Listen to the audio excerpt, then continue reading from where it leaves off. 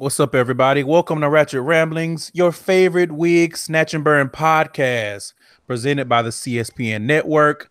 I am one of your hosts, Curtis, aka Trilificent on all social media, aka the curator of your favorite LGBT podcast, Gay Side Stories, aka Chicken of the Sea, sis, aka Donde está la biblioteca? And I am joined by. Oh, this is your girl, Candace. You can find me on Twitter at London and Mommy. London is also here too, in case you can't hear, but she is here to jump in for a feature. AKA, do not take me on no date to no motherfucking library. AKA, I will call the police on you. Thank you so much. And it is um, Jeremy, aka Black Dante on Twitter, aka Vice President Big Knees, aka um, walk in your truthness and walk in your brokenness, but don't expect people to be okay with your truthness and your brokenness. Please, thank you, management. I don't know what truthness is, but okay, we'll go with that. Um, Thank you, friend. Your support means everything. Reminder, you guys, use the hashtag Ratchet Ramblings Pod when you listen and tweet so we can see what y'all have to say.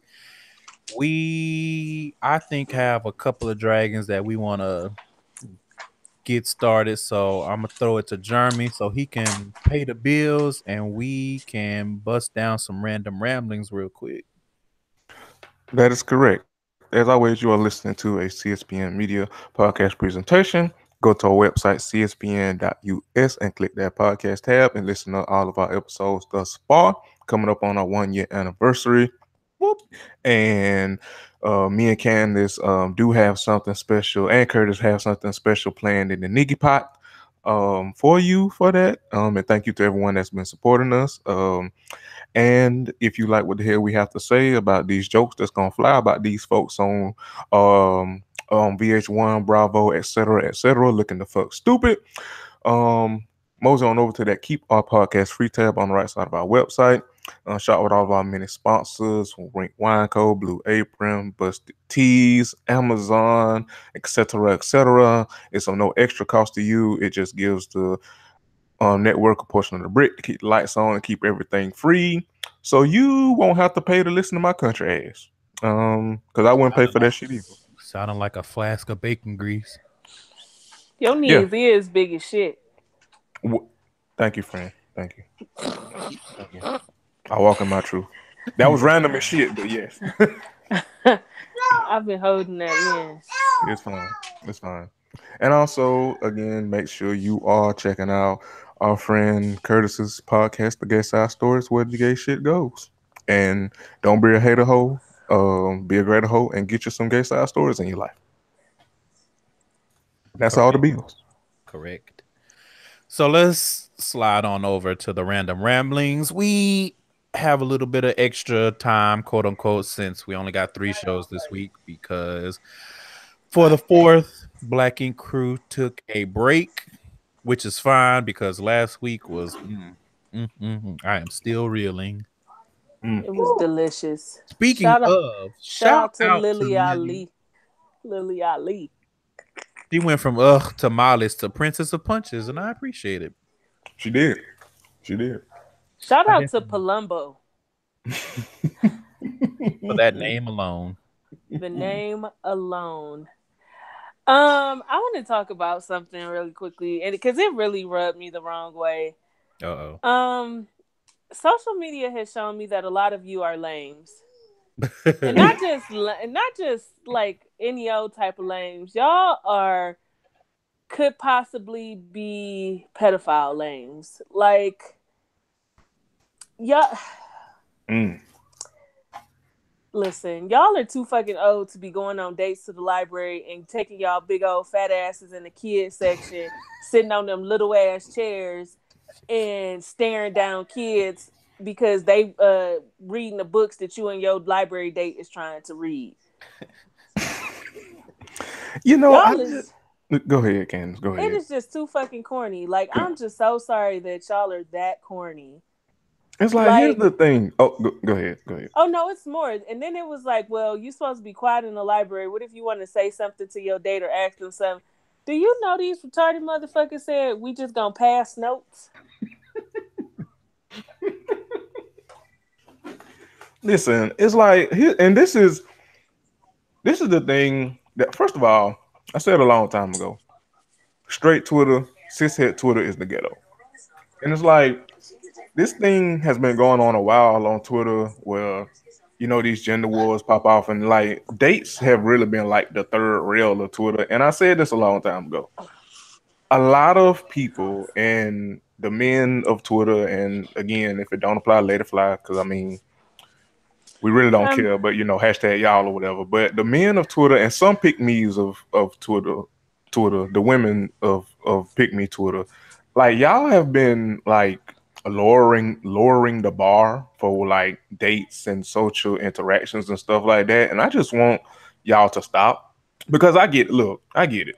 Like, everybody ain't got it like that. You got to make do with what you got. I get that. As someone that listen, as someone that just is still reeling because I just had to pay rent, I understand. However, also know this: if you know you broke, don't try to date anybody. And even if you are trying to date somebody, there's nothing wrong with being creative. There's nothing wrong with thinking outside the box. But a goddamn library, really? Really? Like, what is wrong with y'all? And listen, ain't nobody shitting on the idea of going to the library with somebody that you like. That ain't the fucking point. Don't nobody give a damn. Eat one way or the other. Like, if you go to the library or any like cute quote unquote thing that you want to do with somebody you cool with. The problem is y'all and calling it doing activities together and calling it a date, like in the traditional sense. And that's where the issue and the arguments on Twitter lie, because it's not the same fucking thing. I don't care about none of that. Y'all are fucking 40 talking about going on dates to the library. I don't give a fuck. Y'all are talking about going in the kids section and reading y'all favorite childhood books as dates. And when that 15 minutes is up, what the fuck is y'all finna do next? Because you should be able to read every book you loved as a child in 15 minutes, because all them fucking books is 7 pages. Y'all are fucking ridiculous. And that has been on my spirit since I saw the conversation yesterday talking about libraries ain't really quiet. It is in the kids section. First of all, ain't the purpose of a date is to have fun? Who the fuck has fun in a library? Who? You are 40. Why are you reading Dr. Seuss books at 40 without no kids around? That is creepy. And I hope a 7-year-old comes snatch that goddamn book out your hand. Y'all are so fucking lame and weird. It's so many other free things you could do that don't include sitting up in the kids' library being creepy. Can you imagine as a parent coming to the library and seeing two big overgrown motherfuckers in them little ass chairs reading books to each other? I will call the police on you motherfuckers. The visual is killing me. Because all the furniture in the kids section is little. It's all little with blocks and shit for little kids. Can you imagine the grown ass woman that's like 5'6" and a grown ass man that's like 6 foot in the little ass chair? A nigga built like Ray Lewis in the little ass chair. Motherfuckers is ridiculous. Wow. Yeah, I want y'all to get help. Y'all haven't reconciled a lot of trauma from y'all childhood, and I can tell. Because, like, what are you finna do in the kids section? Learn how to read? I'm sorry, that visual Motherfuckers can't read. Y'all can't read. Y'all so stupid. And then, like, imagine, like, you offering the alternative to women that, hey, let's go on a library date. Imagine a woman taking the nigga up on that offer, and then what's your favorite book? And this motherfucker say, oh, my favorite book is like 46 Laws of Power, or that book Tyrese wrote. Just imagine. It's so crazy. They probably don't even carry that shit in good libraries. Mm-hmm. They carry that shit. It's a nigga that selling that shit out the trunk of his car. I just want y'all to do better and be better, so that y'all can love better. Stop projecting your brokenness on everybody else. It's okay to be broke. It's okay. Most working class people in this economy are some kind of level of brokenness. But stop projecting that on people and how they choose to date and stuff. Stop it. Listen, I'm gonna be complete. I don't want to go on any date that doesn't involve food and liquor. Listen. But that's Twitter. Like I said, the men of Twitter and some pick me, they've been doing that kind of, because that's how that predate conversation a while back started and shit. It's like y'all are fucking 30, 40 goddamn years old talking about a fucking predate. I thought the predate thing was because they cheat. Well, I guess you could be cheap because you broke. Because I know some cheap motherfuckers. And anyway, I don't know, because I don't understand heterosexual people, so I don't have a dog in this fight. Yeah, heterosexual people don't understand heterosexual. Speaking of dogs in a fight, R.I.P. to the Bush's baked bean dog. He died. Yeah. About time.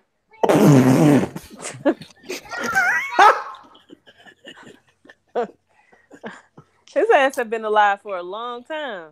Candace, I see you on fire today. Somebody sparked her.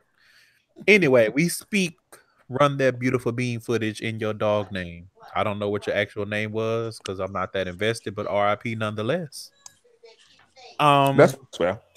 Doubling back to social media. I've been seeing this a lot, and I feel like I've talked about this before, but fuck it. People get on social media pining for an old pre-social media world. Oh God. And I want y'all to take the rose-colored glasses off when it comes to pre-social media world. Pre-social media world was dangerous.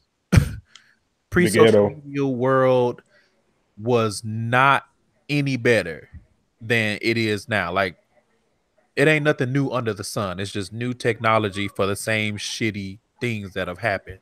So I saw a post and somebody was like, y'all follow people on Instagram that you wouldn't speak to in real life. And I had to sit there and I was like, are you complaining about having followers? Like, would you rather them follow you in real life like they used to before social media? You know, like stalkers? Like, what the fuck are y'all even talking about? How are you deemed conventionally attractive? Get on Instagram, post pictures, and then get mad that you get followers. What is this something in the water?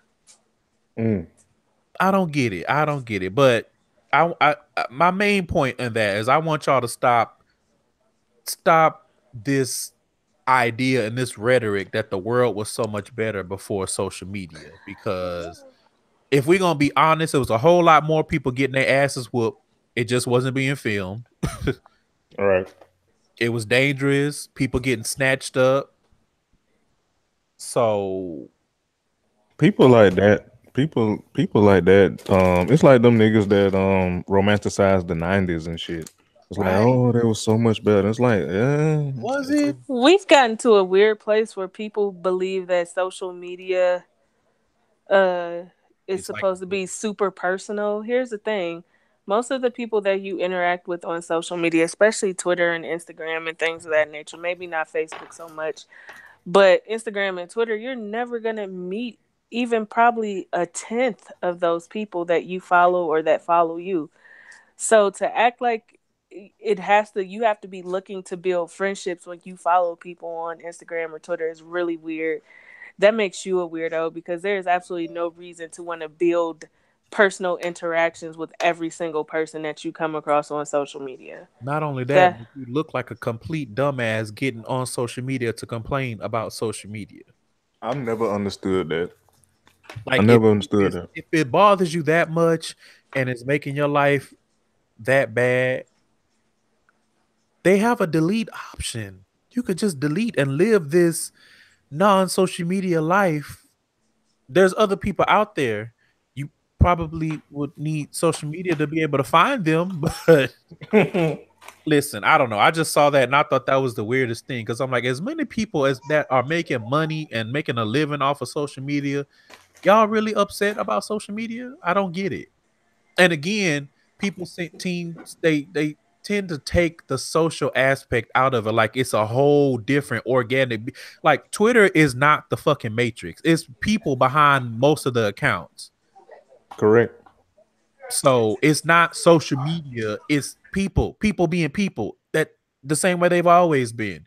Now you just have access to thousands, maybe millions more, when in the past you didn't. But Yeah, it reminds me, and it kind of it's like how people like to say, well, XYZ only happens on Twitter, da da da. And I like, and to me, it's Does like, it? right, and I be trying not to be an asshole about it, but it's like this is how I could tell y'all don't t- socialize outside of this app and talk to people in real life like y'all claim y'all do, and y'all want to be condescending. Because if you think that ignorant shit or dumb shit or people being, homophobic or whatever the fuck only exists on social media, that's how I can tell y'all don't talk to people outside like in real life. Because and which is fine because most people are stupid, but like that's the thing, like people are stupid. It's not just like, oh well, I log on to Twitter and all of a sudden the world becomes dumb. No, it's dumb, period. Like, so man-made social media, not the other way around. right, You know what I like mean? any platform where people can get up and have their opinions heard, they're going to use it.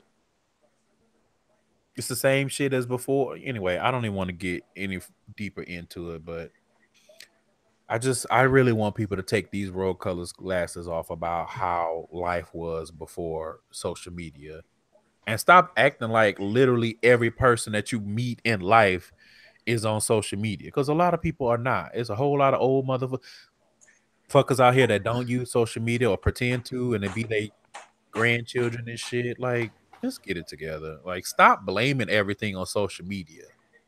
People are shitty. Anyway, my I don't last want to be thing. Go friends ahead. with everybody. I don't want to be friends with most people I come across on social media or in real life. So that's that. That's that. Mhm. The last thing I wanted to touch on, actually, Jeremy, this is from you and Bianca talking about it on Crown and College last week. This transracial discussion, Oh God. and I don't want to get deep into it. I just have a question that I want to ask, that I want to pose. Two questions, actually. I want to know why the question is always only or mostly only being asked and directed towards the black community. Like, why isn't anyone asking white people or Latinx people if someone can be transracial with their race? Why is it always, oh, people can be transracial, and it's always somebody trying to be black? My That's other because, question. oh, Go ahead, Candace. that's because blackness isn't respected, and Right. that's what it is. It can be. Because Everyone feels like it can be easily co-opted. yeah, you can easily be black. You can easily, put some makeup on your face. You can carry out stupid ass tropes about black people and then call yourself being black, and it's a respect thing. And I wish we were in a time period where we like I'll be glad when we get to the point where we could just knock people the fuck out for disrespecting us. I True. really do. I really do, because if I was to get on social media and say I'm half black and half Asian, watch they drag me by the roots. Yep. Bitch, you is black. It was black. I don't Where see the no parts Asian in you. Yeah. I just like, because when that white man was trying to say he was Korean, they dragged him for filth. Like, just because you immerse yourself in the culture, that doesn't make you us. You just appreciate it. But nobody is asking Korean people, well, why can't he be transracial? But when it comes to black, it's always, well, why can't they be transracial? Why? Anyway, my other question, that anyone who is asking this question or feels like there's a debate to be had, and I'm not even getting into the transracial versus transgender, because I feel like Bianca summed that up perfectly. She did. But my question is, how can anyone be transracial in a society that's not post-racial? Well, And I'm gonna leave it at that. Mic drop. Curtis out. Correct. Well, yeah. And that's it for my random ramblings. If you guys have any more, now's the time. Oh no, that's Now's it. the fucking time. Nah, that's it for me. I think because I proposed this idea to Candace and Curtis in the group chat, like excuse me, and especially on days, slow days like this, because the random ramblings portion that you did a few weeks ago, that was that hashtag content. So it's fine. But yeah, I think that's it. So prepare. That's a segment, a wrinkle, if you will, that we'll throw into the show on random ramblings. So hashtag content for y'all listeners. So it's fine. That's it. I almost feel like we could open it up. Maybe like if y'all want to send us your random ramblings, maybe we'll talk about it on the show. Yeah. Nah, they gonna start sending shit in about hating Jeremy. Then we care. We're gonna have to read online. Like, yeah, so and so said that fucking Blike. It's BLIKE_Dante.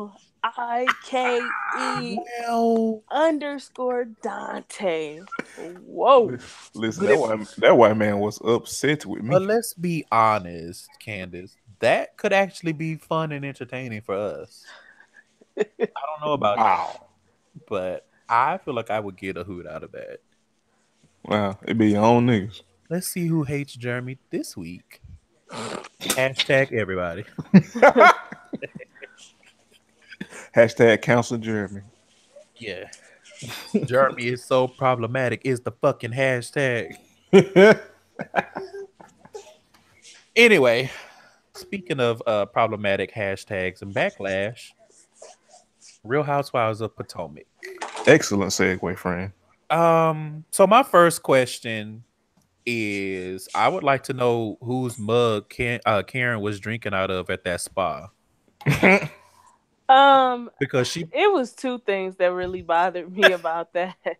That was one, because if she don't travel with her own mug, you's a nasty bitch. I was like, where did that mug? That is disgusting. Two, that fish pedicure shit has been outlawed in many states now because the fish can carry bacteria. Yeah. And first of all, who is that disgusting? Look, the first time I saw that fish pedicure shit, I asked, do they take those fish out and like dump them or something, or do they just the fish just stay? Like, how are they cleaning out those tanks? And it's so much disgusting.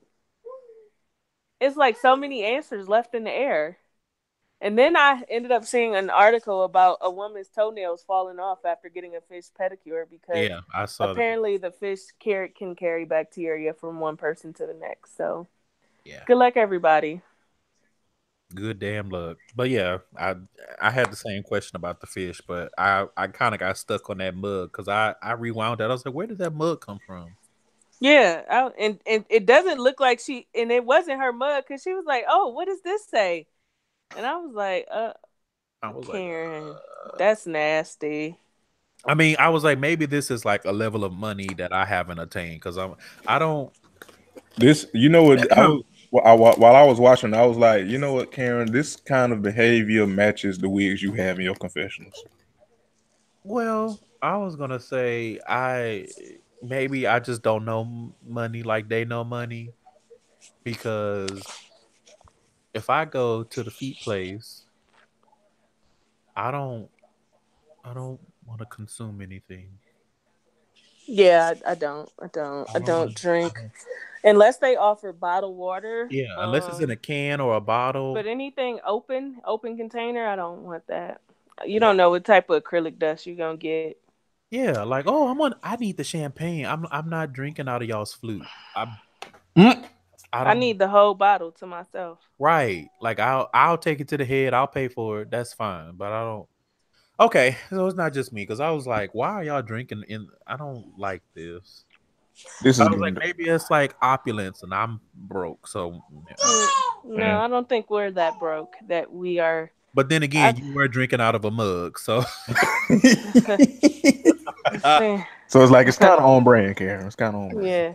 Yeah. I didn't. Candace doesn't need to get married. Hey, oh my god, I'm so sick of her and that white man. I'm sorry. And I'm more sick of her than him, honestly. To be honest, And that's speaking of Karen, upsetting me that I am more sick of a black woman than a white man on a black woman TV show.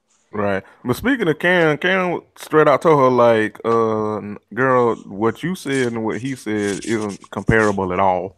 apples and oranges. Well, the nigga told her to hold her own purse while he called for an Uber. That's what set it off. Right.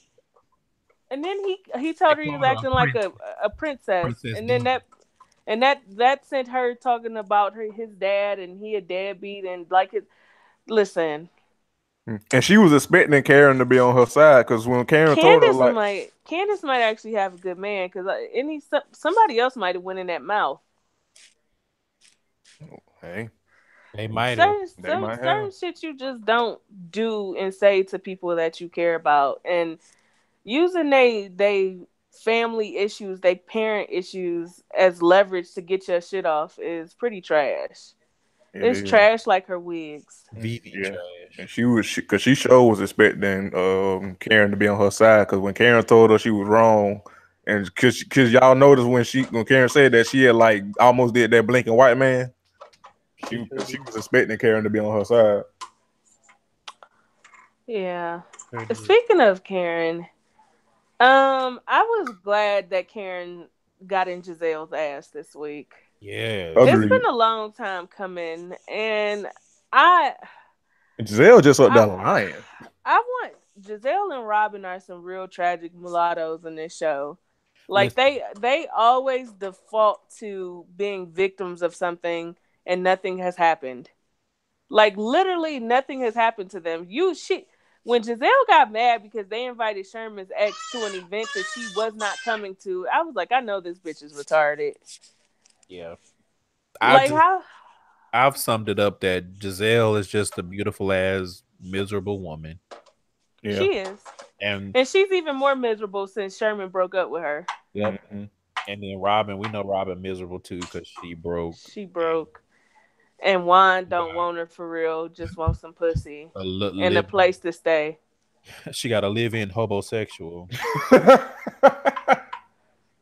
And I just Rick. I'm like, but y'all have to look inward, beloveds, because y'all going at Karen and fighting with Monique and whatever else.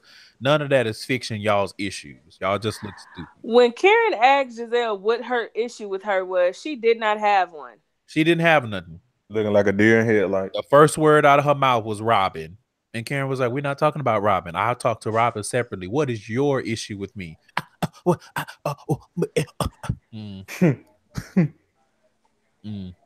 Right. And I wanted to like Giselle, but golly, you trash. Because she's so pretty.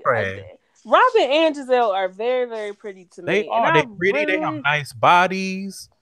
I really wanted to like them both, but they just are constantly trying to force issues that don't exist amongst the castmates.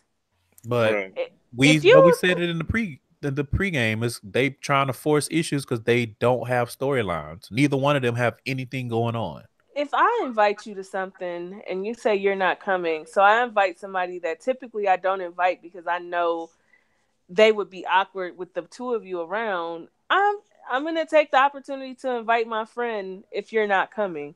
You showing up to kick up shit is really weird when you said you wasn't coming. And then we I can't remember exactly what episode it was, but then we said that the truth came out and that Giselle was trash for getting with that because they were close friends and she got with Sherman ass. I won't say they were close friends, but they were friends. Yeah, they definitely ran in the same circle. They ran in the same circle, and Giselle definitely used to ask that woman how her kids and how Sherman was doing this shit. But even during this conversation, because when Karen brought that up and Giselle was like, well, who cares? Who cares? They've been divorced for 100 years. And I'm just like, girl, I could see if it was like Rick Fox or somebody, but Sherman, sweetie, fat ass, and then he played you anyway, so it was just like, girl. I don't even think he played her. I think he just He was like, "You doing shit I, that I'm not okay with. I got to I was go." about to say, I think he saw how she behaves on the show, and it was off putting. And I you, don't even think it's that. I honestly feel like I don't think he completely cleared that article in Essence or Ebony, whichever one it was. yeah, that too. I don't think he knew the whole scope of what was taking place.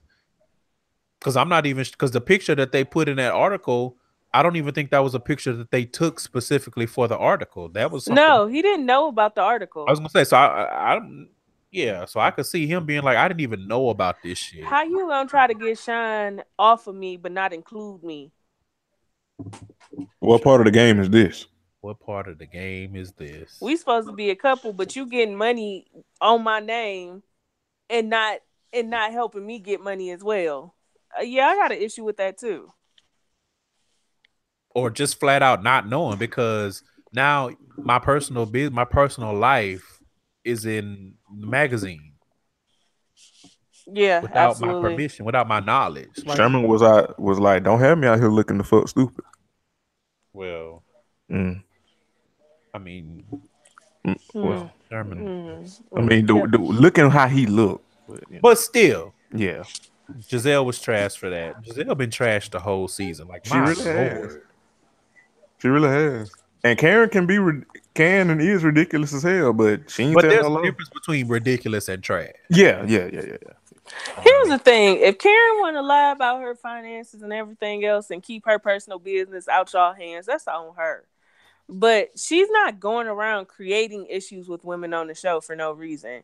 Yeah. They come at her and she be like, "Girl, Yeah. okay." Yeah. Because I see what them piranhas do when they got your personal information in their hands. They found out about the tax situation, and again, Giselle was the first one to ridicule Karen about it, making T-shirts, talking shit on Twitter, talking shit about her. Right. So when Karen was like, "Giselle, you've not been a good friend to me either," and Giselle was like, "What? How can you say that?" And I was like, "Nah, bitch." Right. Listen, let me tell y'all something. Because if I tell y'all, either one of y'all, about my financial hardships, and you take your asses to teespring.com and make a shirt, I'll do what it takes to bring it to your doorstep. If I gotta sell ass, If I gotta sell ass to be able to beat your ass, that's to what it's be able gonna to beat be. your ass, and I'll mean that on everything I love. That is foul shit. It was really foul. Ridiculing your friends that's going through it in this economy. Ooh, the ghetto. So yeah, they both trash. And Robin, get a mind of your own. You almost as bad as Cynthia from Atlanta. Yeah, you Yeah. definitely are. Yeah. You are a repeating ass parakeet. Just So You being, I have a just- question I would hold like to on, pose hold to on, both of you. Jeremy. I just gotta Go ahead. ask this, Robin. How are you mad about Karen not coming to your event after you've spent the whole season calling this woman all types of crazy and liars and shit? I just want to. And it wasn't no charity, so it wasn't like no checks were being written. It was a scam empowerment brunch. Scamaloso. It was a scam empowerment brunch. So I was just sitting like, why do you want somebody that you deem as a liar, is crazy, is full of shit? Why do you want them at something that is made to empower women? Who wants a scammer empowering them? As a liar. Ooh, I had shade vomit. Ooh.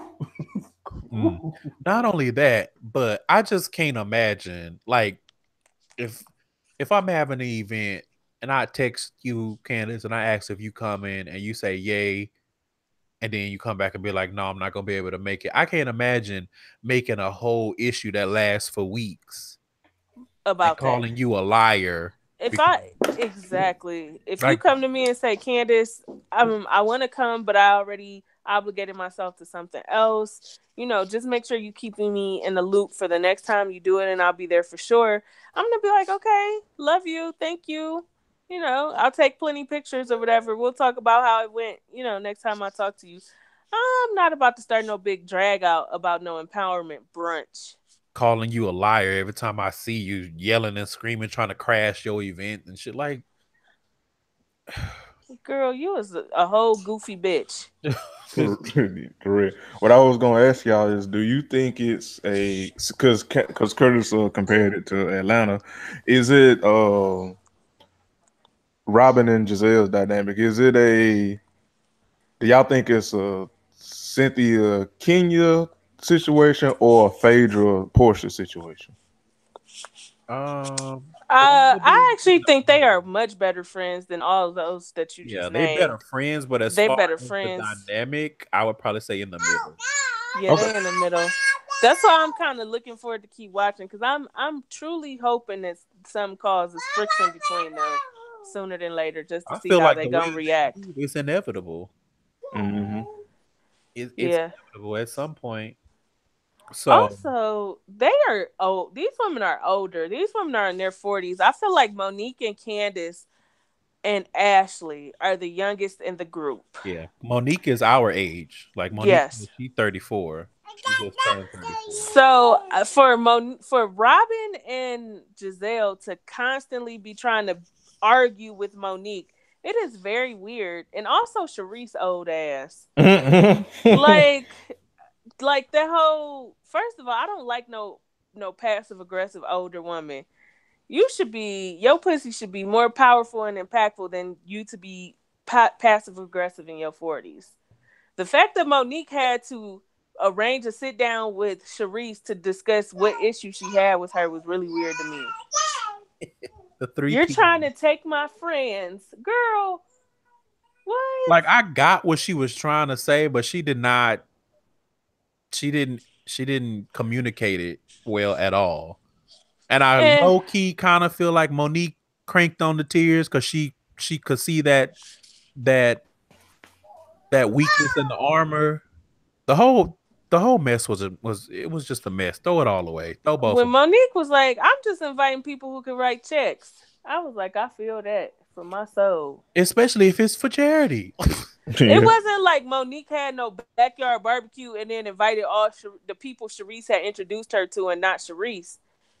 She was like, I just invited people who are known who don't have a problem writing But checks where charity is but we gotta involved. back it up because when not Monique, what's her name? Sharice, when she was talking about it, she didn't even really bring up you invited my friends. She was like, you did the event and made it seem like it was just you and not us. And I was like, what the fuck? What is This how wrong you with know a y'all? lot of people charity is not from the heart because the fact that you was more worried about who got the clout versus the people of Harvey getting the things that they needed afterwards, I was like, yeah, Yeah. you bitches are I bums. looked at Sharice like, are you okay? I'm not even gonna ask, are you okay? Because I already have the answer. You clearly are not. Annie, are you okay? Annie said, hell no. And then to as a peace offering, Monique invited the ladies to Paris for her birthday because, that was her birthday gift. And like again, here go Giselle and Robin. I don't want to go with you. You didn't speak to me at the Black Caucus. And Monique like, bitch, you ain't invite me. So what did we have to talk about? Like I was staying out of your way, letting you do your thing. In what world is that a bad thing? When you claim you can't stand somebody. I was staying, I was respecting you. And I don't even really rock with Monique because she was, all that line she was doing about drinking and driving earlier in the season. And that tagline. And that goddamn tagline. However, she was not wrong. Like if you don't rock with me and if I don't rock with you, I'm staying out of your way so that there won't be no friction, especially if you having an event. Like I'm like, I don't know what kind of old timey ass rules Giselle lives by where it's like it don't matter if we beefing or not, if we see each other, we supposed to speak. But I'm like,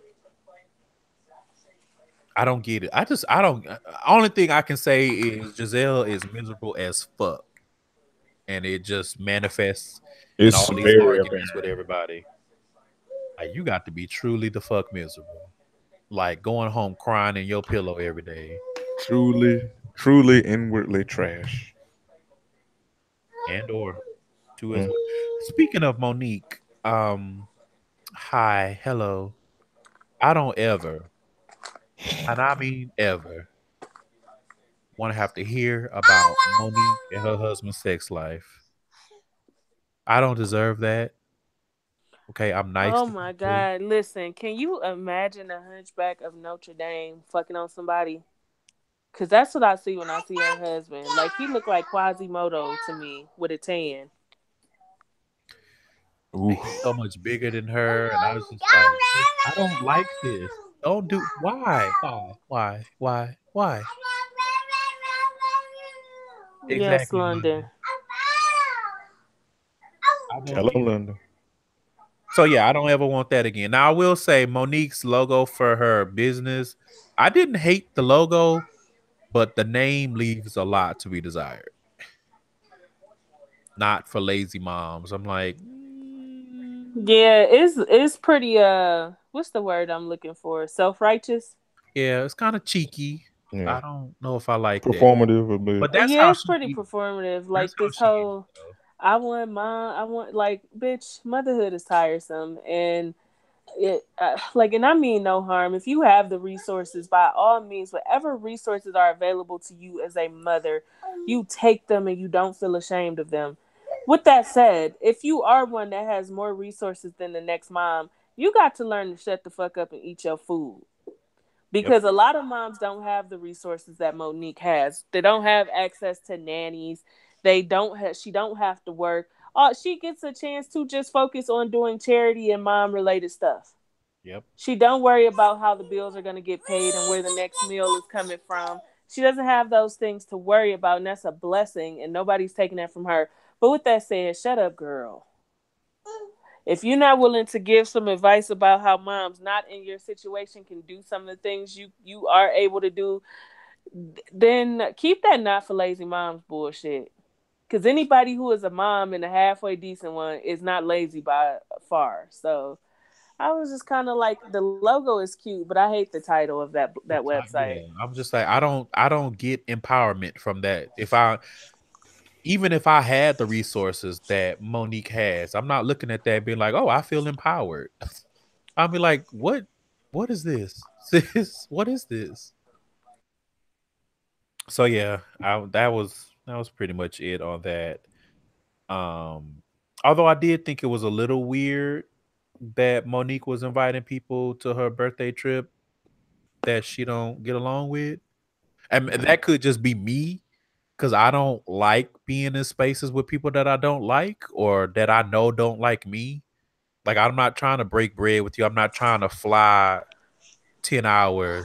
I get the sentiment, but She we can picked the just wrong time to want to call for a peace treaty, is yeah, what I will say. we could just go to the I'm not Applebee's calling. and talk Yeah, it I'm out not calling for no peace treaty on my birthday on trip my to birthday. France. That's weird. On my I w- 34th birthday, my first time to France, and I'm going with you bitches and not my family. Psh, got I me want to home. be Fuck. surrounded by love. I don't want to be surrounded by women who I'm not sure if they gonna like me or not on the trip. Like you said, Curtis, they can go to Starbucks and flush that shit out. They can go to the library kids section and talk it out. They can go on a date to the library and get down to the bottom of things. So That's really wait. The last thing that I have, and then you guys feel free to take Ashley and it. that open mic night. Oof. So did I just have one question? Did Ashley? Did she not practice? Mm. And I'm trying to give her something I have nothing for her.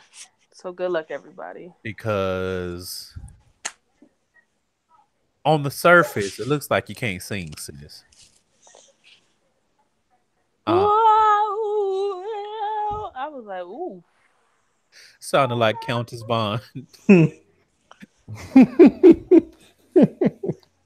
you Ooh. love you?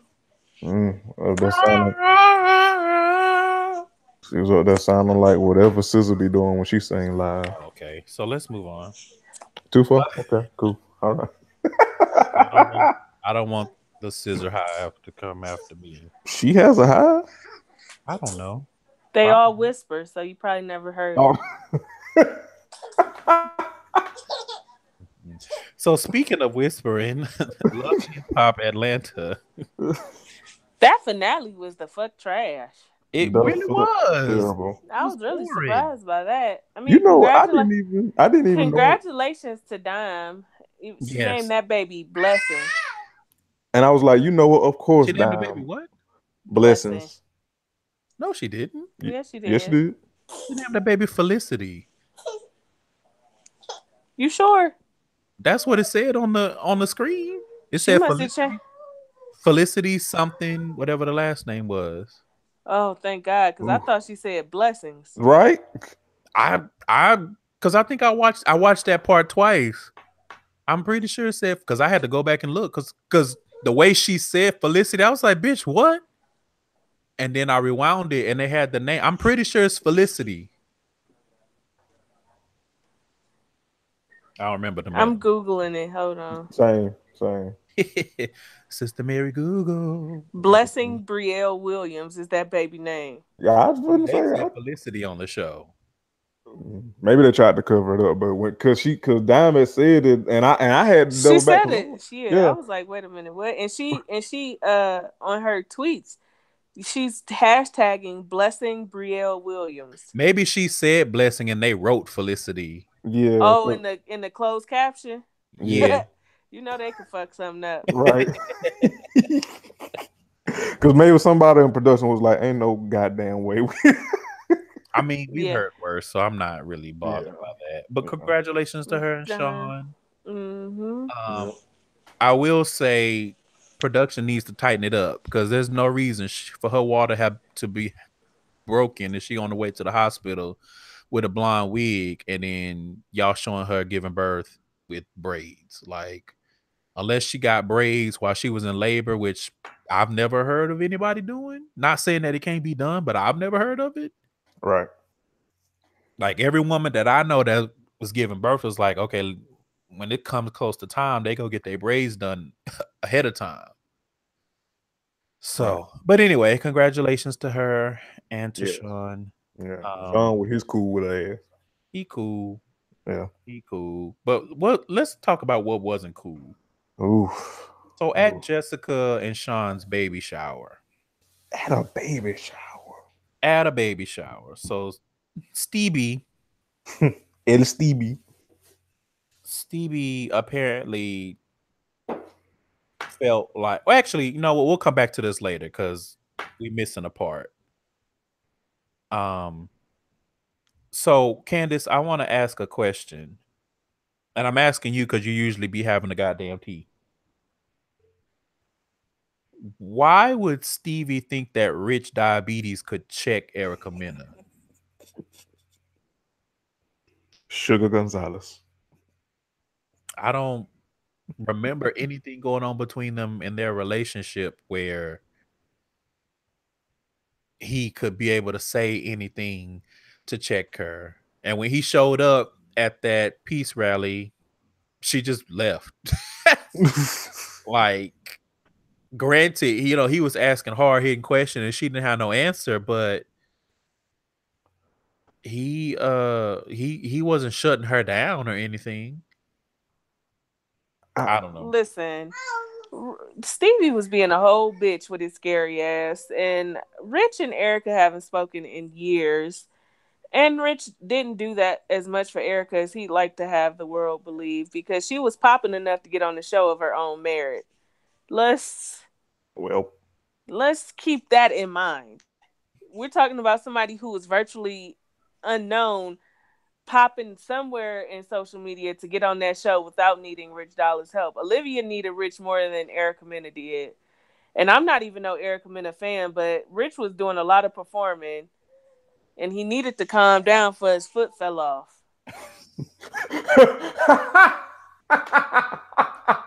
So you saying I never helped you? You gave her a song and took it back and gave it to Olivia, old Walmart working ass. Is Olivia still with us? Who knows? She's probably working at the same place Emil is. Well, good luck. Right. That was what I wanted to know. She asked, where do we go from here? And it was like Walmart to clock in, sis. That's where you go from here. Thank you.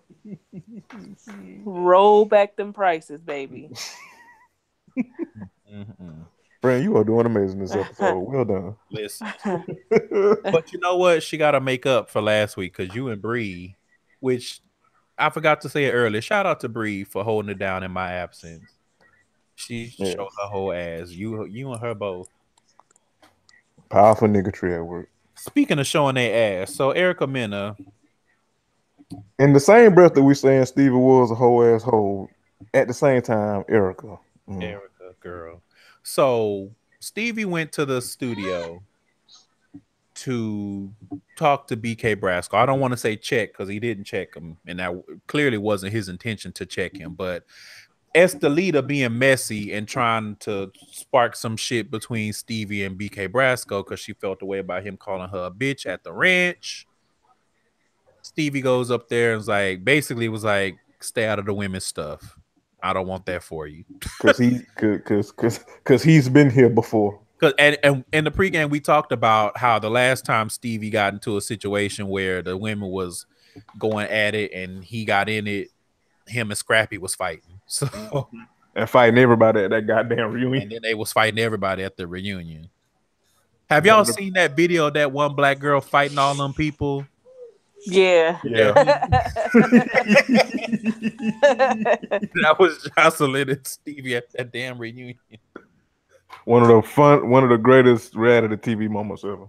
I don't know that video was everything. I don't know how you whoop a whole group of people ass at one time, but anyway, so Sean Garrett was there before he started talking to Brasco because apparently Brasco is an artist too, which I didn't know. And I'm not even gonna give that any of my damn energy.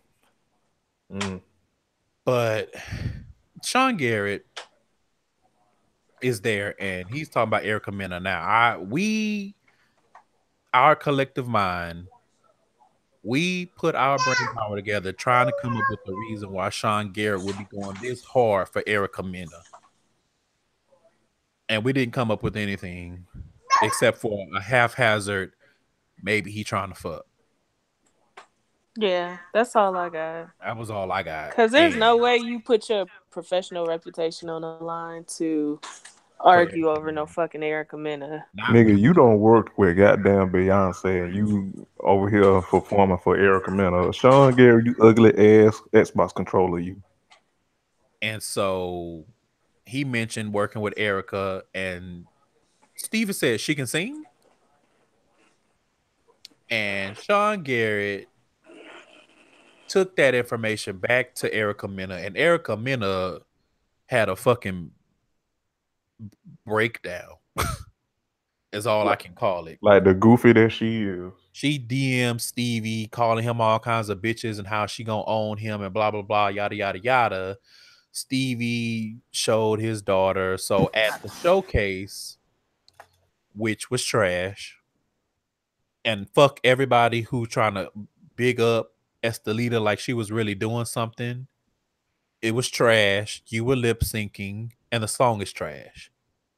You can't sing or moan or whatever the fuck you was doing on that track. Anyway. Sounded like a shot chihuahua. Wow. Too far? So then London. So Savannah, Stevie's daughter, is trying to fight Erica Mena because Erica Mena was talking crazy to her dad. And so in the confessional, Erica Mena was acting like she Rita Raposa or something like, oh, I just had this diabolical plan.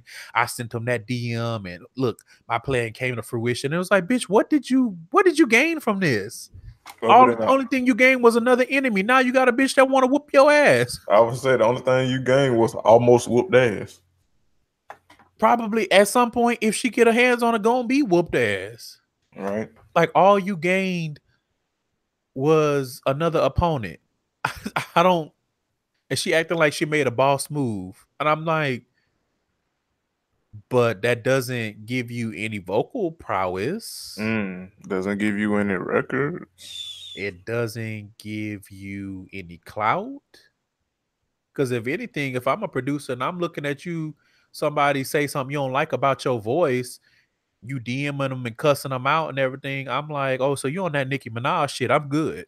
Yeah, I'm good, love. Enjoy. So I thought that was very, very strange and boo boo of her. And so Right. then fast forward, Stevie decides that the way to check Erica Mena, because she getting on his nerves, is to bring Rich Dollars to Atlanta. Mm. And Rich Dollars showed up looking like he traded his insulin for activated curl juice. Showed up looking like a used condom.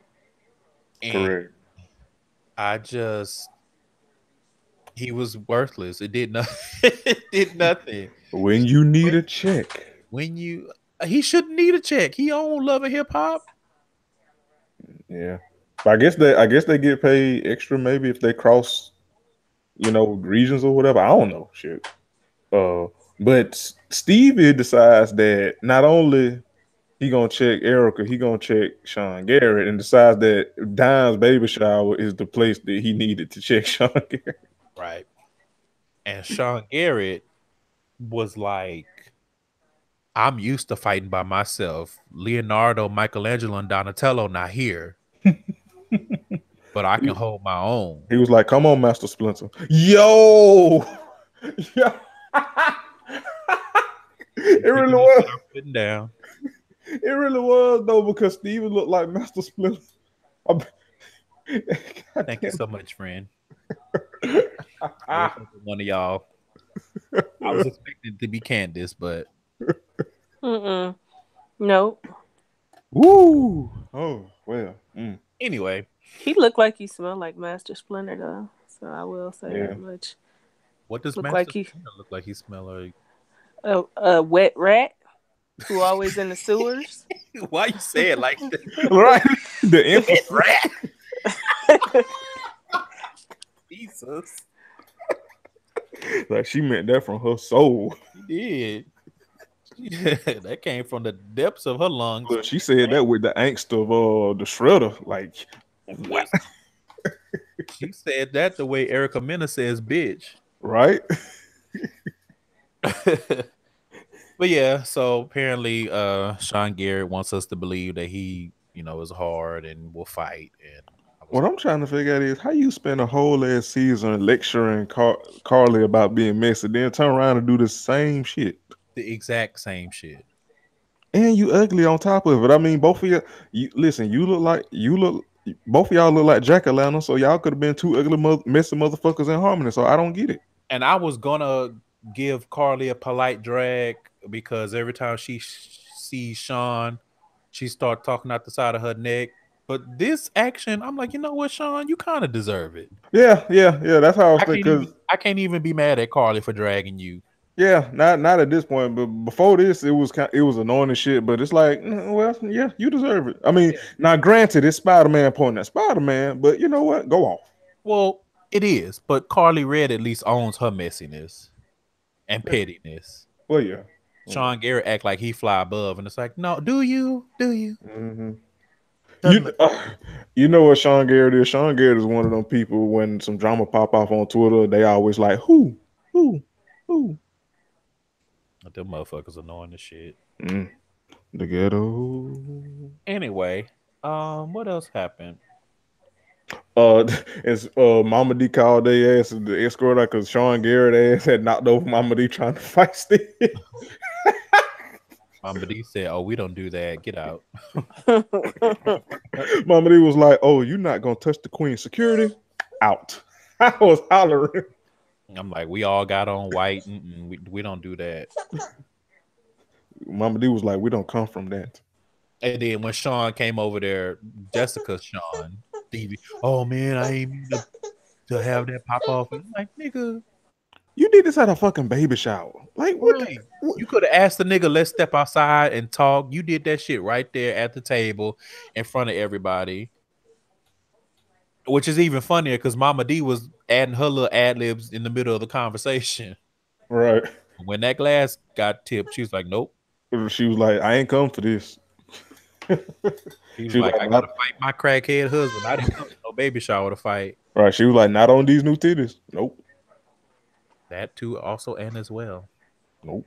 Speaking of not here for this, Keely, girl, fuck you. Oh,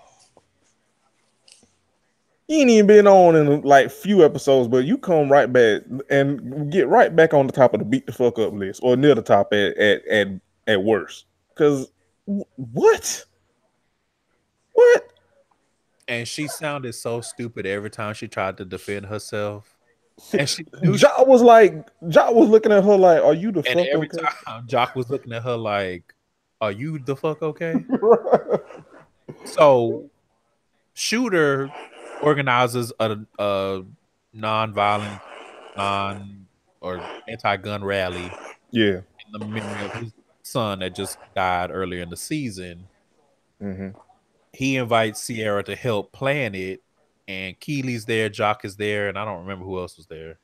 I think it was just them, wasn't it? I don't think. Well, at least I mean, it nobody. was other people that are not castmates. It was like Yeah. regular people. Right.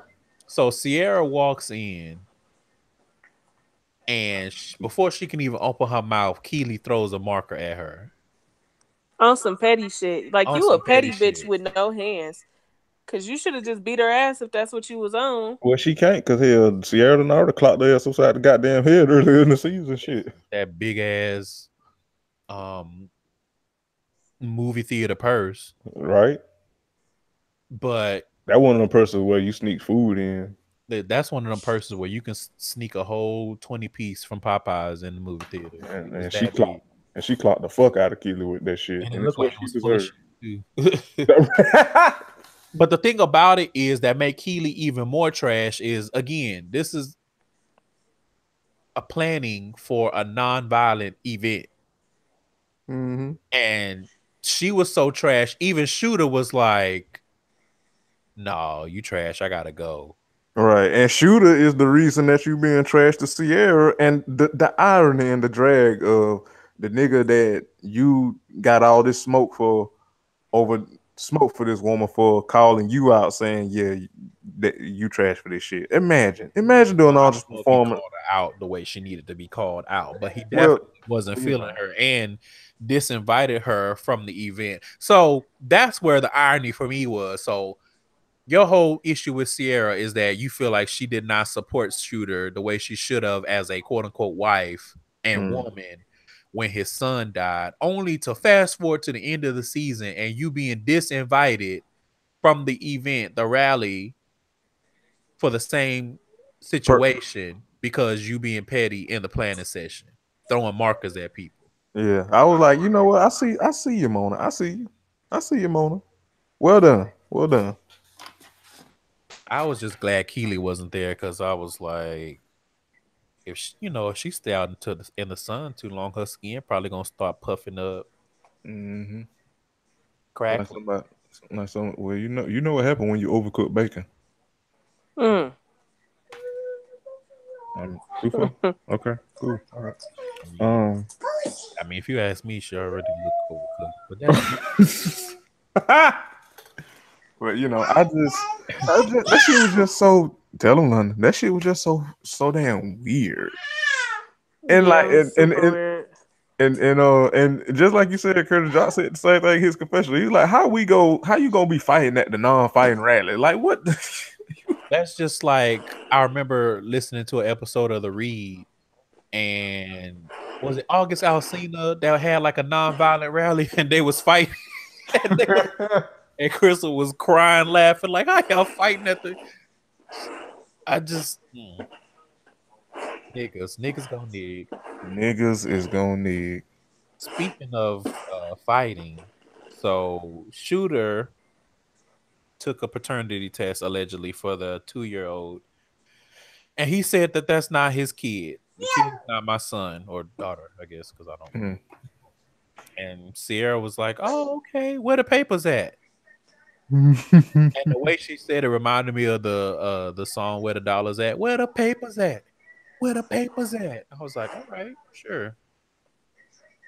She's like, well, that's good. Whatever. It was weird. I don't know. The whole thing was weird. Yeah, which also makes it even more weird that Keely was doing all that performing when it seemed like Sierra and Shooter done reached some kind of place where they at least cool. They signed them divorce papers and was like, go live your best life, baby. Right. We still family. We just can't exchange sex faces or be married. Right.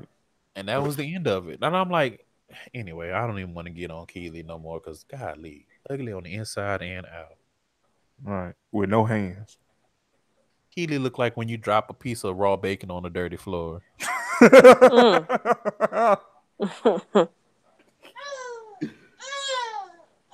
lies. What else? Anything else before we get to Tommy? Tokyo, I like you a lot, but I can't support you getting back with Tobias, and that's all I have to say on that. Tobias look like a toe that. Never mind.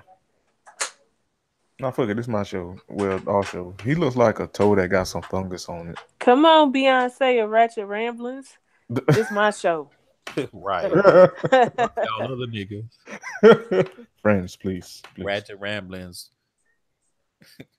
Jeremy and the other niggas. Well, that is far from the case because y'all the MVPs of this show. I'm just here.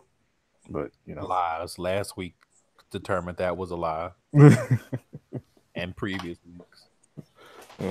Tobias is just ugly as hell. He like a I don't know. He's just like a He look like Doug Funny. Correct. Like a rusty end table. Like, I don't get it. He looked like Doug Runny. Doug Runny nose. Doug got a lot of nose. Speaking of Doug, did y'all see that drawing where they redid Drake's Scorpion album cover with Doug's face on it? Yes. I just retweeted it on Twitter. And y'all don't like social media, but we get gems like that. Shut y'all asses up. Right. Like, what is truth? What is truth? I mean, it's terrible, but still. So let's see. Anything else? That was. It looked like Tommy is healthy. I don't know what she was wearing to that video premiere. But she looked good. She looked like she hasn't been drinking, and from what's been popping up on social media, she out here traveling, living her best life. I mean, apparently she is dating a terrible nigga, but right. Oh, I got one more thing. Shout out to Rashida for basically confirming what me, Bree, and Candace was saying last week that she doing a lot of damn performing. I didn't even give that no over that when she gave her little end wrap up speech and she. No, I know what you're talking about. I just didn't give it no energy because we do this right from episode 1. Exactly. The only thing you get credit for is checking Jasmine in a grown way. That's literally it. Right. Because it's like, girl, you goofy as fuck too. Yeah, you goofy as fuck, but I guess let me say this: if that's love and if that's quote unquote doing the best for you, I don't want it. So if that's doing the best for you, I would hate to see you at the damn worst here. Okay, I hate to see you making reckless decisions and poor decisions if that's the best. Cause the ghetto. She's like, we got businesses together and da-da-da. And no, girl, no the fuck you got business. Kirk looked like a fudge round. Even if y'all have legal businesses together, they have lawyers that handle that kind of stuff. And you should know that because you have businesses. Correct. But anyway, like y'all said last week, like Bree said last week, I don't want this no more. And there's rumors out there that Kirk had another baby on Rashida. I don't want it. Yeah. Oh yeah, I heard about that other baby. Yeah. I don't want it. And basically, the same Jasmine situation all over again. It's just that it ain't on Love and Hip Hop. So, like Rashida, girl, just because it ain't on here this season. Remember, this season's like from 6 months ago. Yeah. So, but that just one. Yeah, leave us the fuck alone, Rashida and Kirk.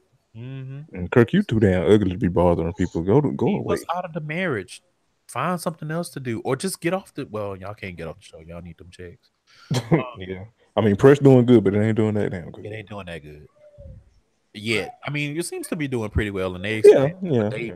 they need a they need like a Miami location and an LA location before they can be comfortable and be like, okay, we don't need to be on this show no more. Yeah, because I was finna say I won't shortchange because I think even Candace said it on a couple of episodes. Like she run it impeccably, so I don't want to, I give her that, but she do need a couple of more Yeah, locations but you before it really, still you need know, money to make money. In order to grow your business, you still right, need money. So it makes right, sense to be on the show and get them checks to help grow the business right. because it don't look like anyway.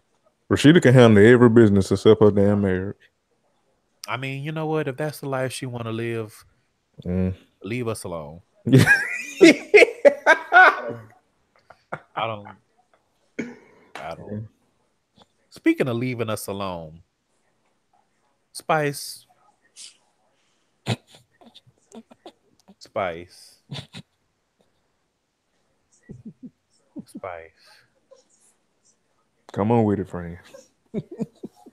So in her wrap up, Spice said that she left her kids in Jamaica and moved to Atlanta to make moves in her music career, which I automatically had to call bullshit on because if you call doing a song with Tommy making moves in I your would hate music, to see you stagnant.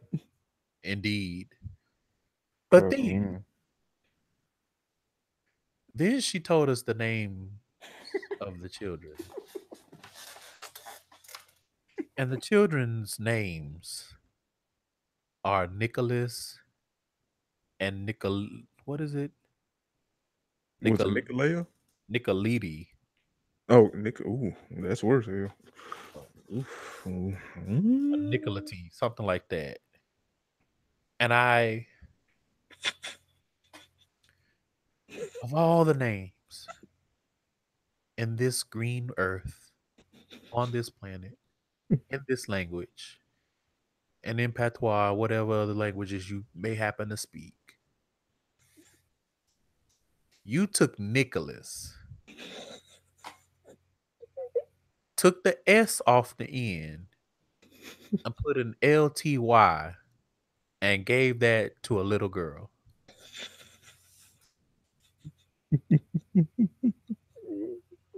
You did that little girl a favor leaving her in Jamaica.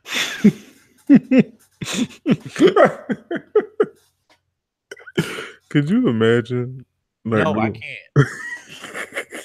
going in Walmart to see her on the cash register? That's rude. You don't need to do that. That's a child. That's I can imagine Spice doing it, to be honest. Well, I won't say that on that child. I put that on the mama. What were you thinking? Yeah. That was rude. I take that back. You're right. But I don't think I have anything else for Love and Hip Hop. like I said, it was boring as fuck. Like I didn't even know. I'm not gonna lie. Until we pre-gamed, I didn't know that was the series. Well, until I started watching it, and then because I thought it was just another episode. Then we get to the end, and everybody doing their wrap up speech. I'm like, this the finale? No, I knew it because I had seen it because I watched last week's and this week. So the in between, I saw like the promotion and shit. The promotion was like next week on the season finale of Love and Hip Hop Atlanta, and I was like, yeah, get this shit out of here. Yeah, Atlanta was disappointing this season for the most part. Yeah, we do have a reunion coming up, so we'll see what happens. Yeah, I mean, I'm not holding my breath because I just don't. Outside of we didn't talk about Just Brittany. Oh wait, no, that was last week. Yeah, but I do want to ask you: has she gotten back in your good graces? No. I'll give her a few points for showing up, but I couldn't give her full marks because you showed up after she was already done performing. You should have showed up while she was on stage. That's fair. And shit. She had the same energy, but not the same timing. Yeah, like I mean, the energy was fine, but the timing was off. Like, yeah. And then Spice was trying to fight her, and I'm just like, Spice, you want to fight everybody but that ugly name for your daughter? I don't get it. and good wigs, because well, I don't feel like that was ever part of her repertoire. So, But yeah, well, I don't really see, and the reason why I brought up just Brittany because I was trying to think like who really has smoke that's gonna give us some fire during the finale. And the only ones I can think of is just Brittany and Erica Mena and Estelita. Yeah. Because everybody else are not really beefing like that. Yeah. Maybe Stevie J and Sean Garrett. Maybe just because they waited till the fucking season. Like when that shit popped off, y'all should have been like, nah, we need like 2 more episodes. Right. Production really be dropping the ball. They be dropping the ball. Yeah, Mona must be paying them in like CVS gift cards or something. Well, I mean, you can get some stuff in CVS. Well, that's true too. That is true. I was gonna say she must be paying them in licorice. Black. Speaking of black, Basketball Wives. Yes. We have a lot to unpack. We have a lot to unpack. So I will say, I will start off. Evelyn versus Tammy is good TV. It's a little old, but it is still good TV. I prefer. You know what? I agree that I prefer Evelyn versus Tammy versus Evelyn and Jackie. Right, because at least Evelyn and Tammy, like they can both hold their own. Like Evelyn versus Jackie, it's like Jackie, shut up. Yeah. Not to mention Jackie be trying to make nothing out of something. Jackie be on that Giselle shit. Yeah. She get them neck rings a flying and Listen. And they be looking like a pack of Franks. I'd be like, y'all can't get Jackie too worked up. Right. Jackie would do anything to be friends with Evelyn again. Right. Especially this episode we're jumping ahead just a little bit where Evelyn had me crying when she was like, Jackie, you are almost human. And Jackie held that confession was like, I don't know if that's a compliment or an insult or both, but I'll take it. You better take it before you get your ass beat. Woo, that had me crying. Jackie done had me crying these past 2 episodes. Finally staying her ass out of some goddamn mess. Finally. You really can call it that because she still be in the room, but yeah. But not directly in the mess. As long as they don't get her started, because when them neck rings get to spinning, I feel like it'll be the equivalent of when Thanos snapped his finger. Yeah, if she's gonna get too worked up and them rings spin too fast, she'll choke her damn self. Well, if she dies, she dies.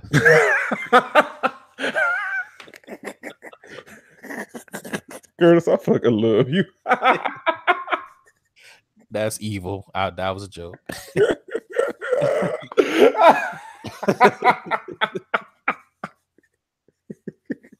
Well, you have been drinking, so that's true, but still, that's not nice. I will say Shawnee had a good point about the potential of that rumor hurting her and like not her businesses, but like her progress that she's made with her ex. Yeah. Like she had a very salient point. I remember last week y'all was saying how she was kind of being performative because it was just no way she could have believed that, which I agreed with.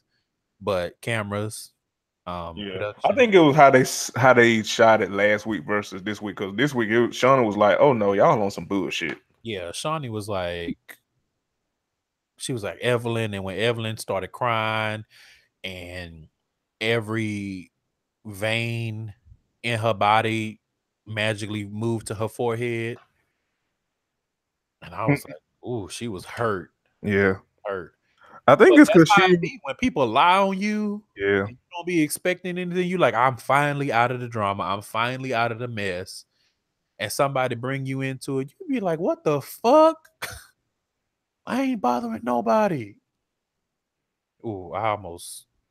Ooh, shade vomit. Shade vomit. Save it for after. Anyway, before I get to the main event, for me anyway, and then y'all get in where you fit in. Kristen, girl, fuck you. Yeah. Because you may have Malaysia on your side, which I don't know why Malaysia is taking Kristen's side and the beef between Kristen and CC, but you're not fooling me. That shit with CC is all on you and you being messy. Yeah, we've been saying that for the past, weeks or whatever. Evelyn and Saying it since Jen it was, happened. yeah, Evelyn and Jen was trash for that shit. But the catalyst of the mess is literally Kristen. Because who don't we all make inappropriate jokes like that with our friends and shit. Now, granted, they weren't really friends with Kristen, so that probably was a bad look. But shit, between the three of us, we know if the contents of the iMessage is spilled, Ooh. you know what I mean? So it's like, which is hashtag keep it an iMessage. Mm-hmm. Correct. That's because that's how y'all be getting fucked up out here. Hashtag keep it an iMessage. But if the contents were spilled, if I spill the contents of the iMessage, I can't be like, and people start fighting, I can't be like, well, you all need to just stand up for yourselves and tell them. Like, no, like I'm the reason why the shit is out. But Kristen a piece of shit, so she can't admit that. And then I thought it was VV interesting how she was all buddy with Jennifer in that part. Like, you ain't slick. You're not slick. I know you mentioned it earlier, and I have it in my notes. Evelyn, you foolish for trying to give Jennifer a pass. And that was all I had to say on that. We'll double back to that in a little bit. Malaysia, I was here for Malaysia going on that date with that very nice looking man with the smooth voice and the salt and pepper hair. Yeah, I was gonna bring that up in the pregame, but I thought I'll save it for the show. But I was like, because from the previews, I thought it was gonna be kind of meh. But I actually enjoyed that scene. I actually did. They went and play. I don't know why they was playing racquetball, but they were playing racquetball. Good luck. They seemed like they had a very nice date. He seems like a nice guy. He seems like he has a good head on his shoulders.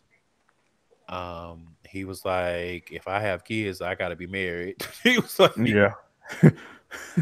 He's like, I ain't playing no ball headed games with nobody. Right. But yeah, I mean, like I said, he was a nice looking man, and we'll see. We'll see if that happens, if that comes to be or whatever. Also, Malaysia really set for what she's like. Look, I know this dating shit. I know me, and yeah, this shit sucks for me. But good luck. I'll give it a try. Broke it down though. She was like, "Cause my ex-husband got me when I was 8." She was like, literally on my 18th birthday. I was like, damn. Right. Shit. She looked way different. I mean, she looked like an 18-year-old version of herself. I'm not sure how old she is now. I always assumed she was like 33.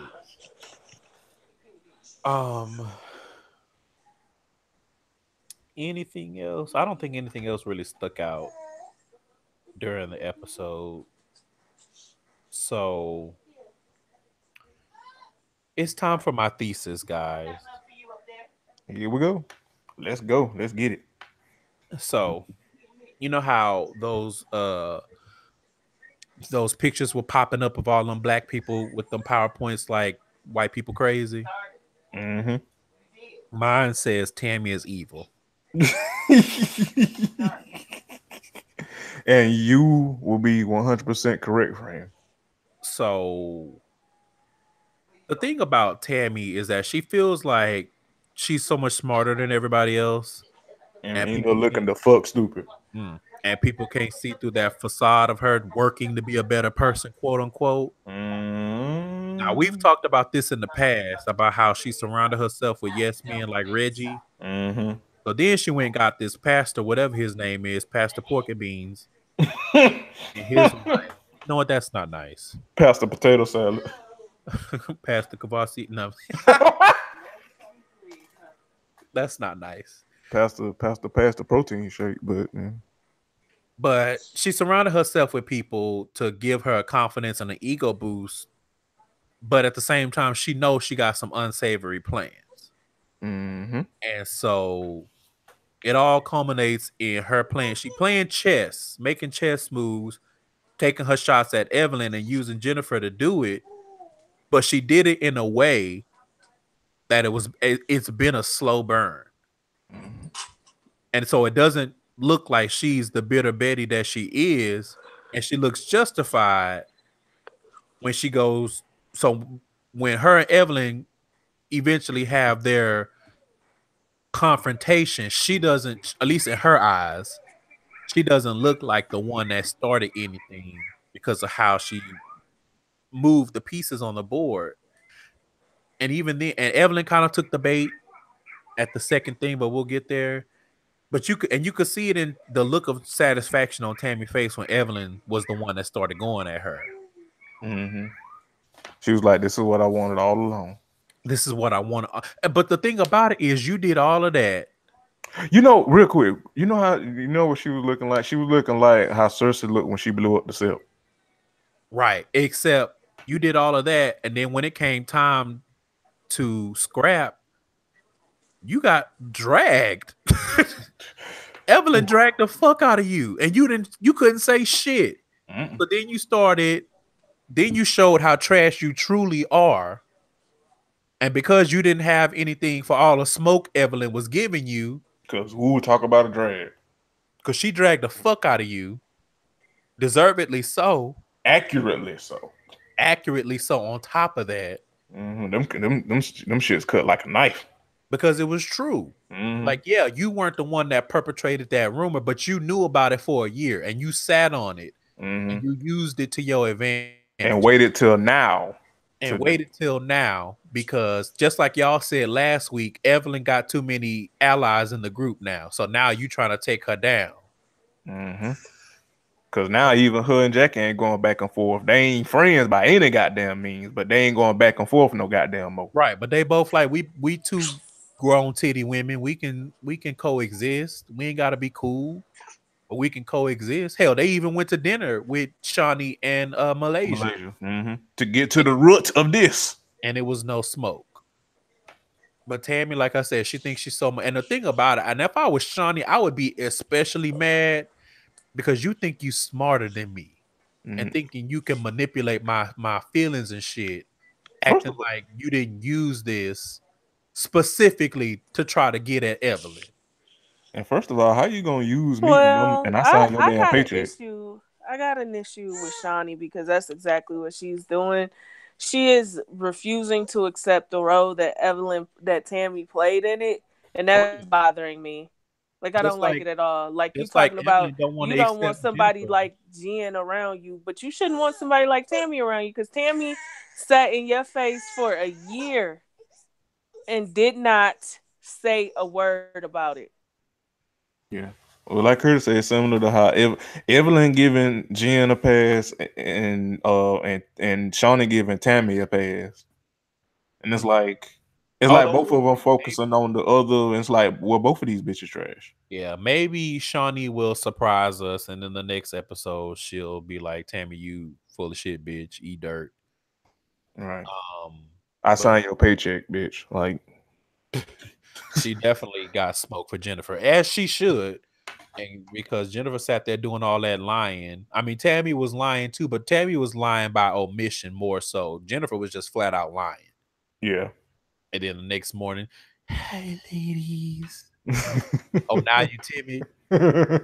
So Jennifer didn't lie. So I did my searching, my Googling. Okay. And so that rumor has existed. But the way Jennifer was carrying that rumor was trash. No, I'm not saying that the rumor part was trash. No, I know she didn't make up the rumor. But I'm just saying that she wasn't using that rumor the way that she was going to.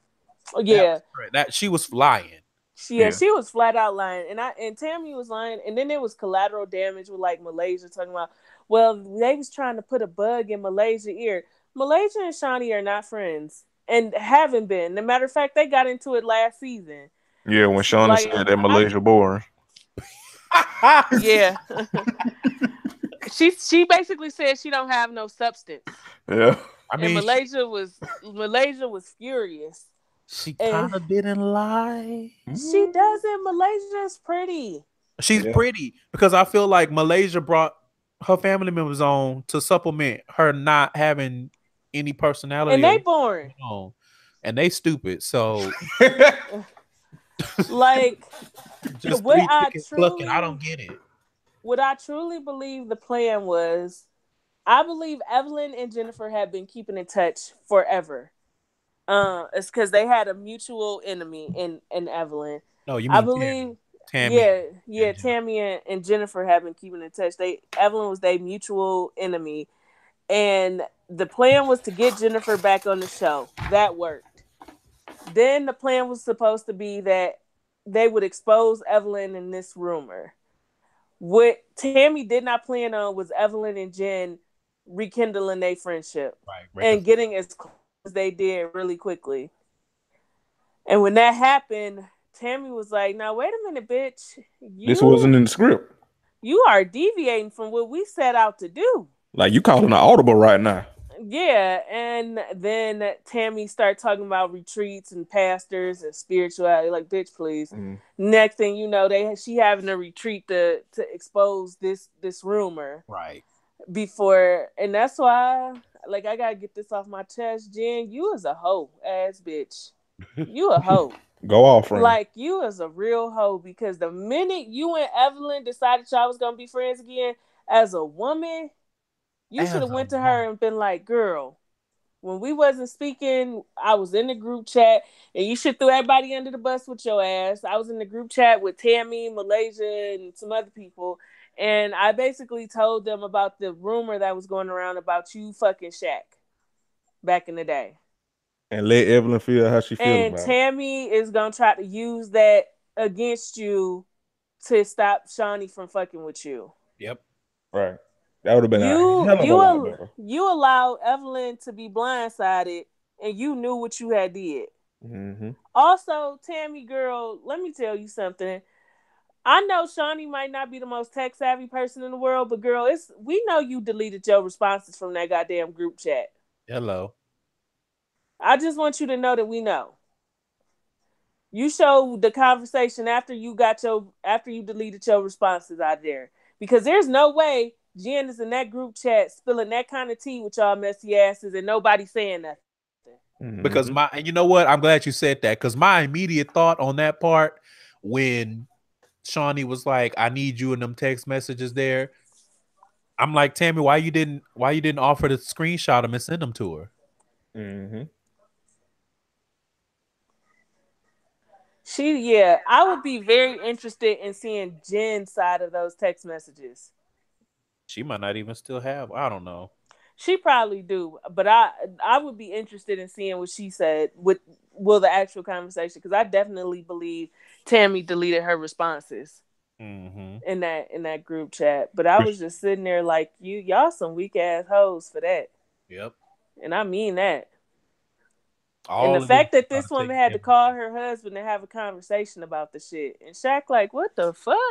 Shaq said never. Never. Yeah. And he was just like on some shit like, I'm not even trying to be funny, but all the pussy Shaq was able to get, he had no reason to go get it from Shawnee's best friend. Right. At all. He probably look at Evelyn like a sister. And we know that Shaq was out there doing hoops. Some of everything. Shit. That nigga Shawnee told that nigga was hooping and doing hoops. This Shawnee told that story about keying his shit and making him drive around Miami. I am a cheater. Right. So it's like, Shaq and Shaq was like, hey, Shaq was mad as fuck. He was like, fuck that bitch that started that room. Oh yeah. Well, what did she say? Shawnee said Shaq had been since Shawnee told him that shit, or asked him about that shit. Shawnee said Shaq been mad as fuck. Shaq was like, tell that bitch I said fuck you. I think she didn't say name, but I'm pretty sure he was talking about either Jen or Tammy. Probably Jen, because Shawnee, like we said earlier, Shawnee not there with Tammy, which I don't know why, but she should be. Yeah. And so let's circle back to Tammy. So they all get together, just the core, not the auxiliary, Malaysia's auxiliary family bitches. That's not nice. Women. ladies. Beautiful individual that creates haters. Shout out to XD. I don't know if I like that because not for them. At least not for Kristen. Fair. That's fair. But anyway, so Jen is sitting there, and Jen, she already knew her goose was cooked. That's why she came in there meek. But and so Evelyn turned her veracity on to Tammy, and like we said before, started dragging Tammy for filth. And Tammy had no responses. She could, because just like can't talk. Just like Candace was saying, Tammy had this whole plan in her head. She did not plan for things to go the way that they did, and for people to side with Evelyn. Evelyn said you had an agenda. She flat out told her you had a motive. She did not expect for Shawnee to believe that the rumor wasn't true. Which made no fucking sense, because of course Shawnee was gonna call Shaq and ask him. Right. So it's like, I don't know how you put all your eggs in this one basket. That's because you're a dummy. But you're a dummy that ain't funny. Potential show title. Oh, damn. So then that was excellent, friend. Well done. So then Tammy goes way into the trash pile realm of trashosity.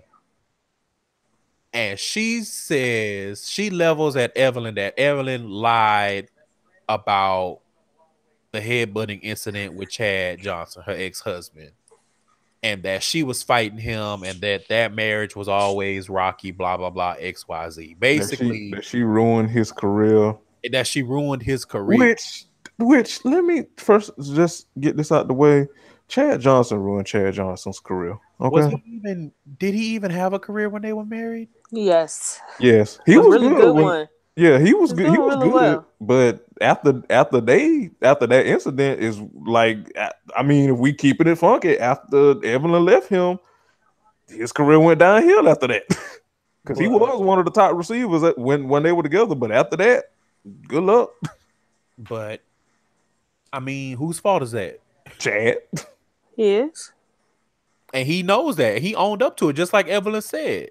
Like we said last week, they were all just on Instagram, you know, him and Evelyn and the daughter. So I was obviously talking to myself because I wasn't on the episode, but when I was listening to it, I was like, you know what it reminded me of? It reminded me earlier in the season when I want to say Jen and Evelyn, they were on like somebody's podcast or something. And the guy asked Evelyn, if you were in a bind, which one of your exes could you call? And she said Chad. Yeah. She was like, I know no matter what's going on, if I need him, Chad will move heaven and earth to get to me to do XYZ. So I'm like, so we already know they have a good relationship. They would not have a good relationship if she had lied and ruined his career the way Tammy says. Right. So you additional layers of trash for number one, trying to rewrite that script, that what we already know to be true, but number two, to trivialize domestic violence, to try to get a word edgewise, to make everybody involved have to relive the moment. Like that too. I don't have, well, what can I say? Trying to find the words, because I don't ever want to give no abuser roses. But however, I do feel like Chad has changed a lot in that situation.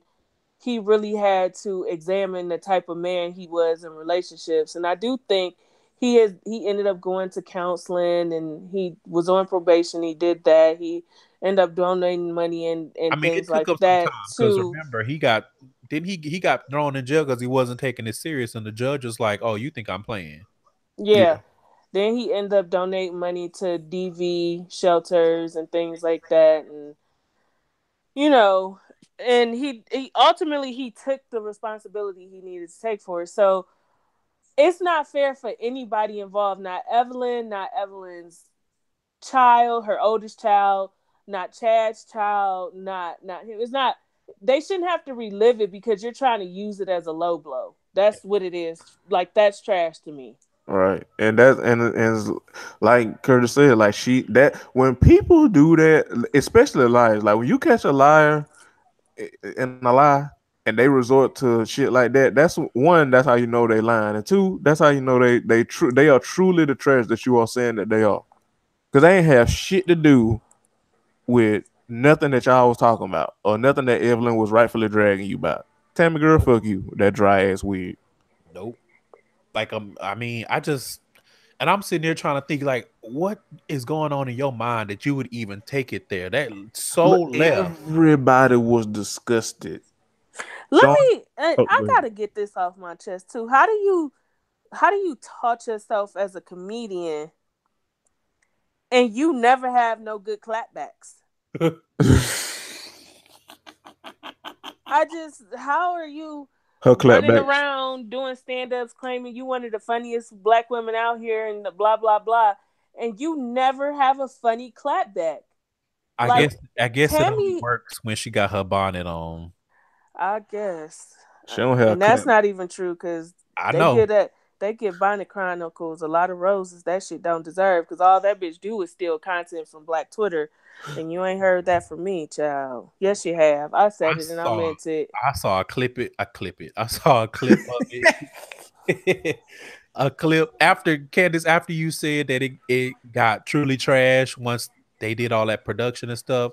I think I was trying to get on Tidal, and I saw a clip up for it, and I was like, "What the fuck is this? Bitch, why are you in your bonnet at this car dealership?" Like, okay, y'all are taking it too damn far. Oh, you're right.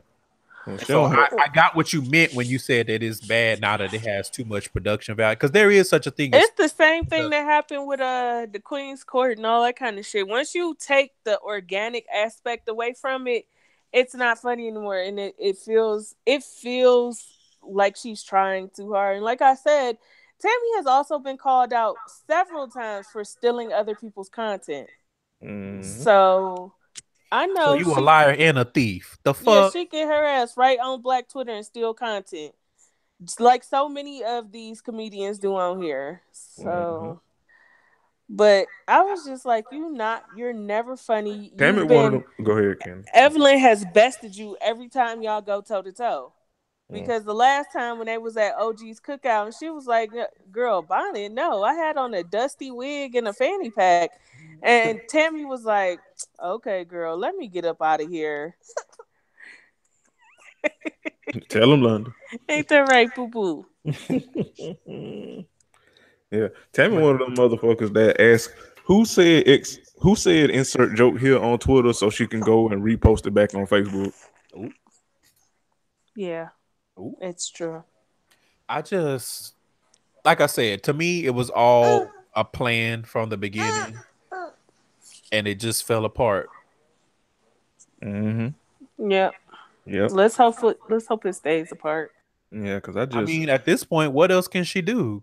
All of the lies have been exposed. The rumor this is not true. And see, this is the thing. Like, because I don't.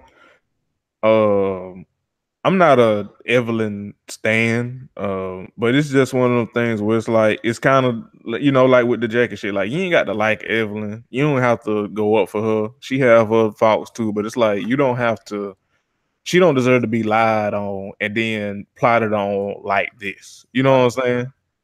So, Evelyn been sitting there eating her food, except for the CC thing. Right. And for the most part, she once they got clocked, she apologized and she stepped back. Only every time that shit comes up again is Jen going nuts. Yeah, it's Jen doing the most.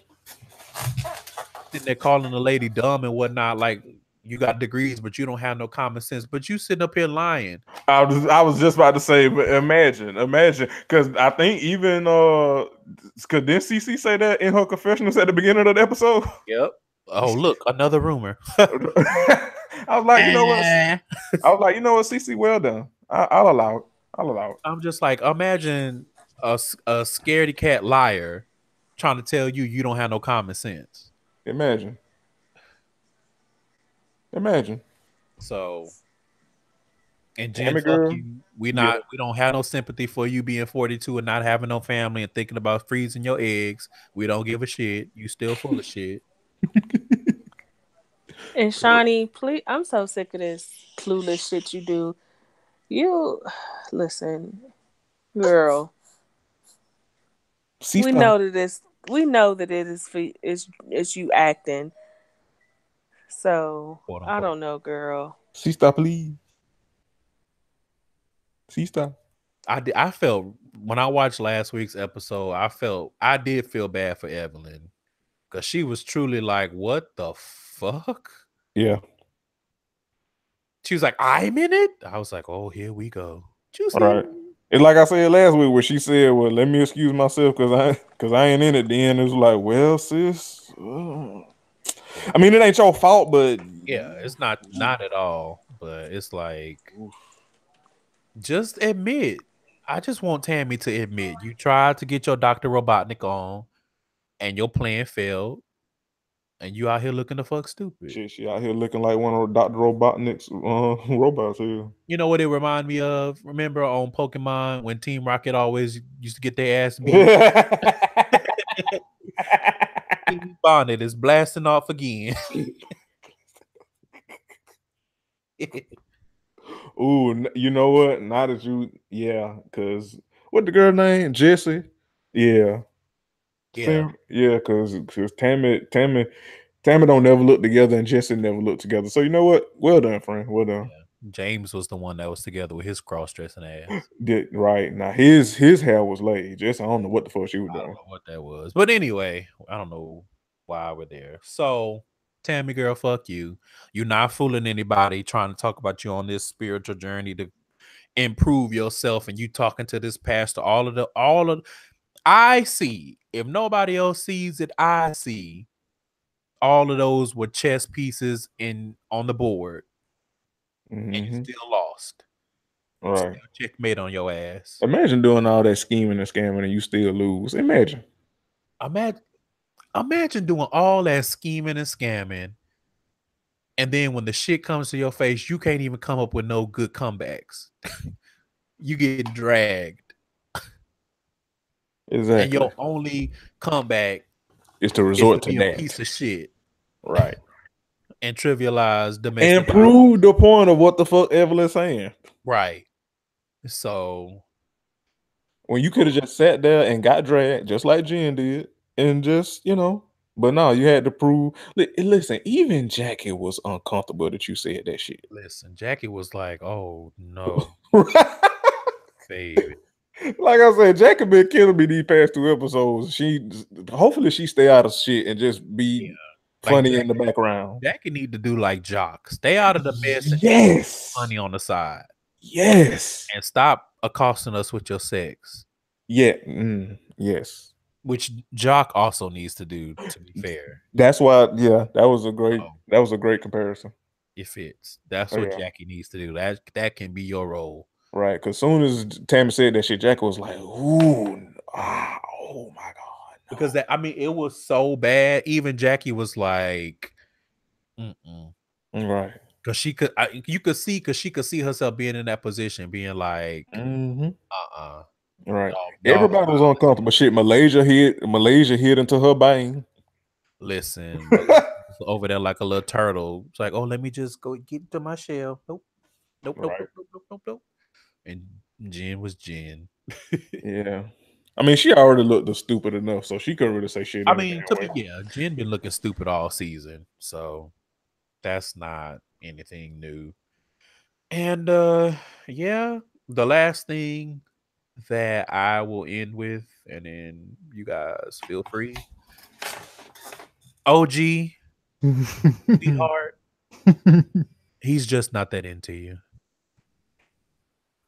And I don't know what else to say. That man does not want to get married. Although my niggy sense tells me he just don't want to get married to you. Yeah. He's like, because he probably like, OG, you are oogly. And ooh. Well, I mean, he been with her for 4 years. Yeah, that's true. Yeah. So I can't say that. So I just don't think he want to marry her. Yeah. I don't think it has anything to do with how she look or things that she want. I just think He might be one of them jagged edge niggas. Let's go together for 37 years. maybe. I mean, and my theory is that he is one of them niggas that people talk about that they know who they want to be with and who they don't want to be with. And I just feel like he just don't want to be with her long term. Like it's been a relationship of convenience. He probably spent most of his time overseas. Yeah. Probably fucking other bitches. Most likely. And Because he niggas. Looking at it like getting married to you would throw a monkey wrench in my lifestyle that I like. Because immediately the nigga was like, I have to examine myself and figure out the things that I need to change. AKA, I don't want to do none of that. I'm not willing to do it for you. That was what I heard. Yeah. That was what I heard and what I saw. So, OG girl. OG look casket ready. I'm sorry, I just came back in and on some bullshit, but she always look casket sharp in that makeup, baby. That bitch ugly. You know what OG looks like? She look like she got a mortician doing her makeup. Woo, that's an ugly bitch. You know what OG looked like though? She looked like Usain Bolt with a wig on. That's what she looked like. OG looked like, the rounded part of the curb. Curtis. She ugly. Whatever. She ugly. She huge. My mom says she oogly. We can hear. Yeah, y'all hear? Mama White Diamonds, ladies and gentlemen. That's how you know that child is truly ugly. Oh, you want a snack? You ain't had no snacks today, did you? Oh, Jesus. Ooh. Girl. Before we go though, I just read this story over in Thailand about the soccer team stuck in the cave that's flooded. What? Ooh, yeah. So a soccer team and the coach went on a hike after practice. Hiking, and they went hiking through a cave, and it just started pouring, and the cave flooded. And they are stuck in the cave, and they are trying to figure out how to get 12 boys ages 11 to 16 out, and the coach. And it's monsoon season is about to start over in Thailand. Holy crap. Jesus. So let's keep those people lifted up, because if they don't get them out today and tomorrow, they have to stay in that cave for 4 months. Oh, no. And they were saying that the oxygen levels have dropped so severely in the cave. So let's pray for those. Pray for them. Yeah. I can't even say they was doing white people shit, because typically you don't expect to go hiking and then it starts a torrential downpour. Right. And you in a cave and you get stuck. So let's hope they don't lose any of the kids or the coach, and they able to get them out safely. Speaking of, well, not really speaking of. OG face look like a cave. OG face is fucking ugly as fucking. She had the nerve to have that little bitty bullshit with her ass hanging out. That don't need to go put on some clothes. Don't she? She need to go put on some clothes. Her nipples look like they was winking in opposite directions. She must be. She Jamaican or something. She something. She ugly. Right. One at a time, like Granny taught you. One at a time. I mean, OG do look like Diddy Kong. She do. With some Caprice. What's that porn star name? Capri Styles with them cockeyed titties. If Diddy Kong was a thought. Okay, that was me. Jeremy will always come in with the "if such and such was a thought." Like that's his go-to signature. If such and such was a thought. Thoughts on this connection? Oh Jesus! I don't even remember what I was gonna say because Candace mama started going. Right? Yeah. Listen. Every time we watch Basketball Wives, she be like, "Ooh, that bitch ugly. Ooh. That's how she acted about Sierra too. Ooh, that bitch ugly. OG look like shit. What's his name? I don't know, but Sierra remind me of that. Remember that volleyball Tom Hanks had in Castaway? I told you. If you put a wig on it, I told you Sierra looked like if you draw a happy face on a balloon. Ooh, she But definitely do. OG looked like Danny Glover. Okay. Okay. I'ma save her ass like Danny Glover. You know She what? definitely do look like if The Color Purple did a Tu Wong Fu type of situation. Tu Wong Purple. Is Danny Glover still alive?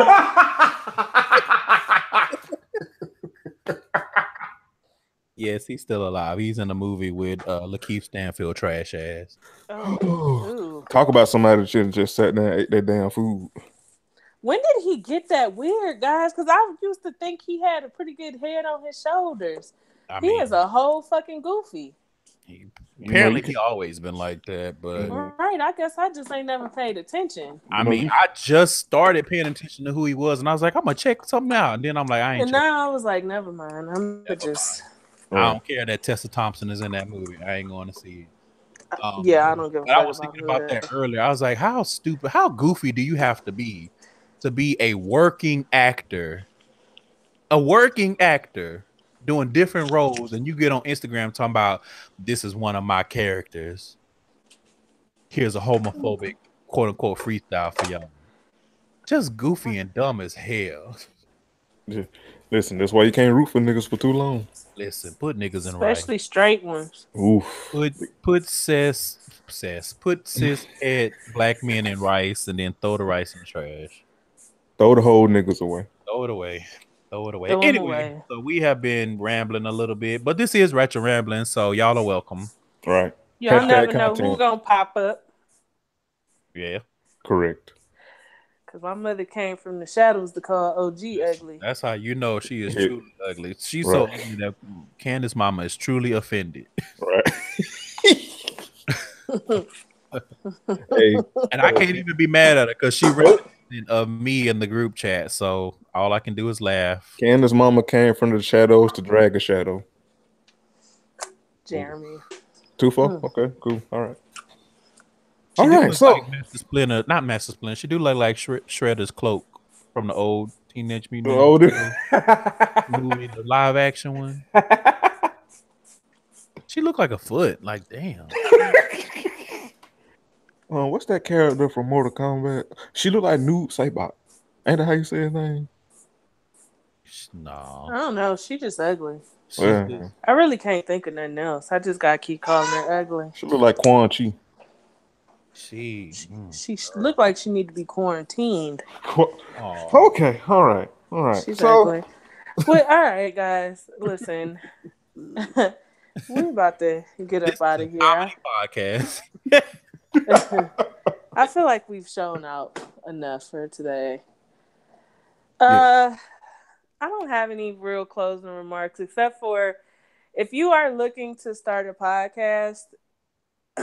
No, thank you. I was gonna say, come talk to me, but no, don't do that. Yeah. Sorry, I wanted to be like a good. I wanted to. No, thanks. No. Thank you so much. Goodbye. Okay, so let's clean that up. There are some things bubbling that will soon be hitting the airwaves as far as podcasting on the CSPN is concerned. Yeah, CSPN is bringing new content, new hashtag content to the network. We really need to show that's the name of. But anyway, continue. But with that being said, we do want to have shows on that are not like what is being done currently. If you have something that will be outside of the norm or something specialized, come talk to me so that we may be able to work with you to get some new heat going But like I said, it needs to be outside of what's already in the podcasting world. So we truly don't need another Ratchet Ramblings because you can't compete anyway. So Whoop. Whoop. I'm just saying. I mean, facts. We need that sound clip that Curtis put in the group chat, like, ooh. Fuck y'all. But y'all don't know how much Curtis terrorized us. That's motherfucker be. Whew. Pray for Boy, us. Listen, pray for us. Keep these us are how lifted y'all. in prayer. These are fake friends. These motherfuckers call me a menace. No. And that poll called you a menace. Let me tell you something. That goddamn poll. Hey, Curtis ass like, Because the voting. The nigga who came up with tamales is just astonished that he is considered the menace of the group. Woo. Whoo, child. Oh man. The denial. They really be acting like it ain't equal. I don't know, Curtis. Like you, and not in a bad way, but whoo, the shit that runs through your mind. Especially when you either sleepy or drunk or tipsy, you know, Or or breathing. Or breathing. You know what? In this fucking show, fuck out of this goddamn episode. This is what happened. I take a goddamn week off, and you unloyal, unfaithful bitches.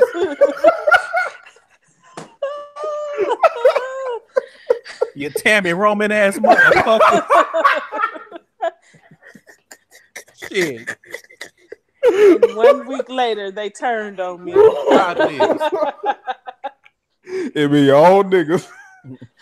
Oh, Ed two brute ass motherfuckers. Sorry, bitches. Thank you so much, friend. Hashtag content. We love you as Hashtag well. fuck y'all. We love you too. End the damn show. I don't have anything else. You will be back next week. Don't let your mouth write a check that your ass can't cash. Don't The be 1 out here year scamming. anniversary is coming up. Again, you guys, if y'all want to send in, so I've been listening to old episodes and making notes of some of my favorite moments. But if y'all want to send in some favorite moments, hit us up on the Twitter. Correct. We are in the works to try to have some special guests, some day ones. No Van, because Van fuck your fat ass. But yeah. So we got something special cooked up, and Van like a water beetle. Hey, did y'all see that video of them two beetles fighting? Them beetles was throwing hands. One of them was Van. Oh, the one that was getting the ass. The one that lost with the little arms. No, that was Charmaine. You know what? Valid. So we gonna get up out of here. I'm actually gonna have the benediction this week. And I will say this: thou shall not be grown as fuck. Talking about going on a goddamn library date. Y'all are incest. My word. And with that, bye.